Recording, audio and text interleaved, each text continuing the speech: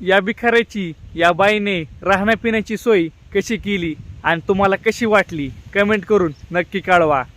Madam तू राहतोस कुठे? इथंच रोडवर. आणि मग खायचं प्यायचं आंघोळीचं हे सगळं कुठे करतोस? रोडवरच. ठीक आहे.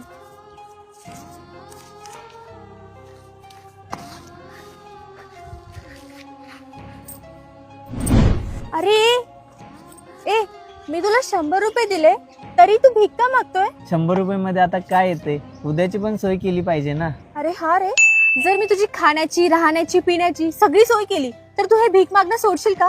हा मॅडम, तुम्ही माझी राहायची खायची जेवणाची आंघोळीची छताची सगळ्याची सोय केली तर मी भीक कशाला मागू मग? ही माझी बॅग पकड, इथेच थांबा, आलीच. हॅलो हा मॅडम, कॉल केला तुम्ही? सर त्यांनी माझी बॅग चोरली. काय रे, बॅग चोरतो? तुझी एवढी हिंमत? चल तुला जेलमध्ये टाकतो. झाली तुझी सगळी सोय राहण्याची खाण्याची पिण्याची छताची.